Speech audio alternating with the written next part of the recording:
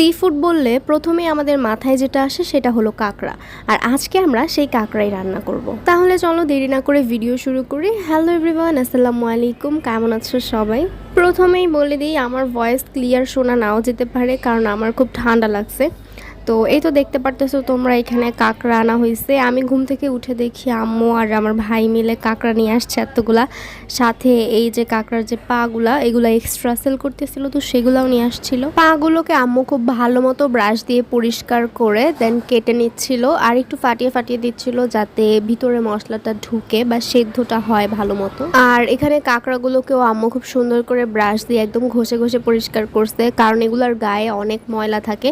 তো তারপর হচ্ছে আম্মু এগুলাকে কেটে নিচ্ছে ভালো মতো। কাটিকুটির ফুল প্রসেসিংটা আমি ভিডিও করতে পারিনি, কারণ আমি আম্মুকে হেল্প করছিলাম, তো এই জন্য ভিডিও করতে ভুলে গেছি। তো এই তো আম্মু এখন হচ্ছে কড়াইতে তেল দিয়ে দিল পরিমাণ মতো, যতটুকু আর কি প্রয়োজন। তো এরপর এর মধ্যে দিয়ে দিয়েছে মশলা, মানে তেজপাতা, দারুচিনি, এলাচ আর কিছু গোটা জিরা। তারপর ওয়েট করছিলাম তেলটা গরম হওয়ার জন্য, আর তেলটা গরম হওয়ার পরে দিয়ে দিলাম পেঁয়াজ কুচি। আর এখন অপেক্ষা করতে হবে পেঁয়াজটা ব্রাউন হওয়া পর্যন্ত।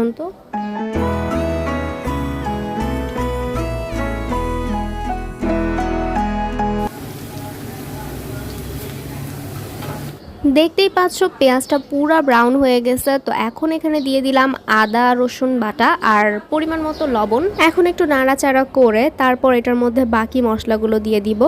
তো এখানে দিয়ে দিচ্ছি হলুদ গুঁড়া, মরিচের গুঁড়া, জিরার গুঁড়া, ধনিয়া গুঁড়া। তো এই সব মশলাগুলো দিয়ে দিলাম। তারপর একটু নেড়ে চেড়ে এটার মধ্যে অ্যাড করলাম সামান্য পরিমাণ পানি।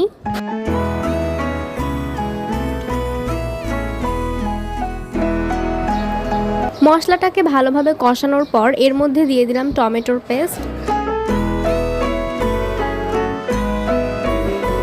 তারপর এটার মধ্যে সেই ধুয়ে রাখা পরিষ্কার করা কাঁকড়াগুলো দিয়ে দিব। আর এখানে আমরা কাঁকড়ার পাগুলোকে আলাদা করিনি, কারণ আলাদা করলে দেখতে অতটা ভালো লাগে না, এভাবে দেখতে সুন্দর লাগে। তো তারপর কাঁকড়াগুলোকে দিয়ে ভালোভাবে মশলার সাথে মিক্স করছি। এই তো দেখো, একদম মিক্স করার পরে দেখতে কত সুন্দর লাগতেছে। এখনই দেখতে এত ভালো লাগতেছে কালারটা। কিছুক্ষণের জন্য ঢেকে রাখা হয়েছিল, আর ঢেকে দেওয়ার আগে আম্মু এখানে ওই এক্সট্রা পাগুলো দিয়ে দিয়েছিল। তো তারপর একটু ঢাকনা খুলে নেড়েচেড়ে নিচ্ছে যাতে লেগে না যায় নিচে। এখন দিয়ে দিচ্ছি পানি, আর তারপর এটার মধ্যে গোটা গোটা কয়েকটা কাঁচামরিচ দিয়ে দিলাম, যেহেতু আমরা ঝাল ঝাল করতে চাইছি। আর এটা ঝাল খেতেই খুব বেশি ভাল লাগে। আর এক একজন এক এক রকমভাবে রান্না করে, সবার রান্নার স্টাইলও সেম না। আবার কিছুক্ষণ ঢেকে রাখার পর আবার একটু নেড়ে চেড়ে দিচ্ছি। তো এরকম করেই আমরা রান্নাটা কমপ্লিট করেছি। আর কাঁকড়াটা এখানে আমরা রেখেছি একদম ভুনা ভুনা, মানে ভুনা ভুনাই করতে চেয়েছি, এই জন্য এখানে ঝোল টোল কিছু দেইনি। অনেকে ঝোল করেও খেতে পছন্দ করে। অ্যান্ড ফাইনালি আমাদের রান্নাটা কমপ্লিট। দেখতেই তো পারছো কি পরিমাণ সুন্দর লাগতেছে কালারটা। আর উপরের খোসাটা কিন্তু খাওয়া যায় না, এটা জাস্ট রাখছিলাম ডেকোরেশনের জন্য। তো একটু চুলায় দিয়েছিলাম, এজন্য কালারটা এত সুন্দর হয়েছে, মানে খোসার কালারটা। তো তারপর উপরে এরকম করে বসায় দিয়েছি জাস্ট দেখার জন্য যে দেখতে যাতে সুন্দর লাগে। আর এই যে দেখো আম্মু একদম কি সুন্দর করে টান দিছে, আর ভিতর থেকে মাংসটা বের হয়ে আসছে।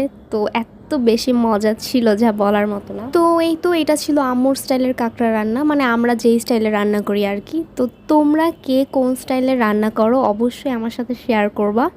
তো এই তো আমার আজকের ভিডিওটা ছিল এই পর্যন্তই। সবার কাছে কেমন লাগছে অবশ্যই জানাতে ভুলবা না। আমার আজকের ভিডিওটা এখানেই শেষ করছি। সবাই ভালো থেকো, সুস্থ থেকো, আর আমার জন্য দোয়া করো।